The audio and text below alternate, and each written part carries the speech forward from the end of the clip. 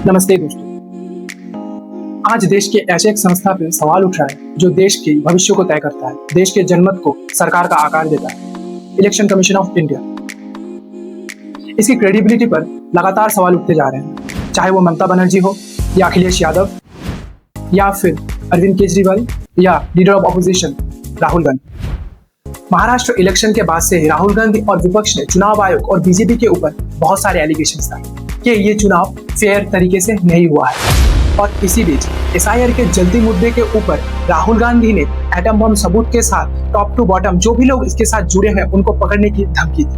और इसी दौरान 7 अगस्त को एक प्रेस कॉन्फ्रेंस में उन्होंने एक प्रेजेंटेशन दिया जिसमें बैंगलोर सेंट्रल के एक कॉन्स्टिट्यूंसी को एज ए एग्जाम्पल लिया गया, जिसमें 1 लाख से ज्यादा वोट के धांधली के ऊपर उन्होंने सवाल उठाए।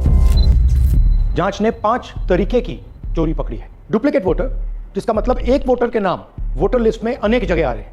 फेक एड्रेस, मतलब एड्रेस है ही नहीं या फिर हाउस नंबर 0।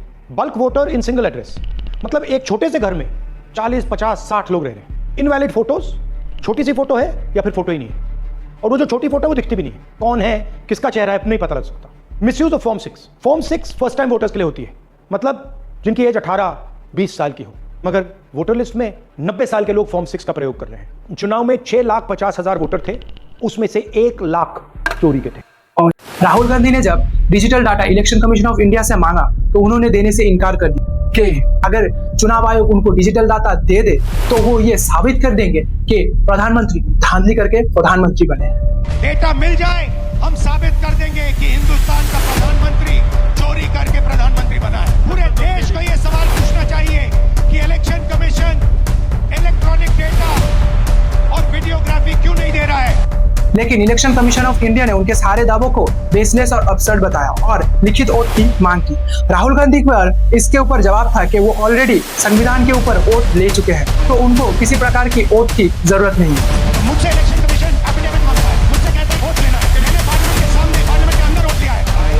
राहुल गांधी संविधान के सामने वोट लिया है। मीडिया में यह सवाल उठ रहा है कि राहुल गांधी लीगल प्रोसेस क्यों फॉलो नहीं कर रहे। इसके पीछे 2 रीजन हो सकते हैं। ऑब्जेक्शन या क्लेम्स जो इलेक्टोरल रोल्स पर लगाए जाते हैं उन्हें ड्राफ्ट रोल पब्लिश होने के 30 दिन के अंदर फाइल करना पड़ता है, और इलेक्शन रिजल्ट्स के खिलाफ भी हाई कोर्ट में पिटीशन देने के लिए 45 डेज की ही टाइम होता है रिजल्ट पब्लिश होने के बाद। क्योंकि चुनाव आयोग ने डिजिटल डाटा नहीं दिया तो जो डाटा हार्ड कॉपी में उनको मिली 7 फुट ऊंचा और लंबा जो आप देख सकते हैं, और डाटा मैनुअली देखने के लिए ही तो 6 महीने लग गए सिर्फ और सिर्फ एक विधानसभा केंद्र को खंगोलने के लिए। बगैर डिजिटल डाटा के क्या यह पॉसिबल है? ईसीआई का यह रवैया क्या देश के डेमोक्रेसी के लिए सही है? डिफरेंट स्टेट्स के इलेक्शन कमीशन ऑफ इंडिया के वेबसाइट्स डाउन होने लगे जब राहुल गांधी के डेटा को क्रॉस चेक किया जाने लगा, और राहुल गांधी के इस एलिगेशन के बाद ईसीआई का यह क्लैरिफिकेशन था। और यही नहीं, बिहार के एसआईआर के डेटा को जिसको पीडीएफ के फॉर्मेट में अपलोड किया गया था उसको स्कैन कॉपी से रिप्लेस कर दिया गया। ऐसा क्यों? और जब विरोधी एमपीओ ने पार्लियामेंट से इलेक्शन कमीशन ऑफ इंडिया के ऑफिस तक मार्च निकाला तो उसको भी पुलिस के द्वारा रोक दिया गया, सिर्फ लीगल परमिशन के हवाला देकर, और इलेक्शन कमीशन ऑफ इंडिया ने सिर्फ 30 लोगों की मीटिंग अलाउ किया था ये बोलकर। विरोधियों का जो पॉइंट है उसको पॉलिटिकल प्रोपेगेंडा कहकर दबा देना डेमोक्रेसी की अपमान है। आम जनता और आम पब्लिक इलेक्शन प्रोसीजर की इतने डिफिकल्टीज को नहीं समझती। इलेक्शन कमीशन ऑफ इंडिया का ये मोरल रिस्पॉन्सिबिलिटी बनता है कि वो इसके ऊपर निरपेक्ष इंक्वायरी बिठाए।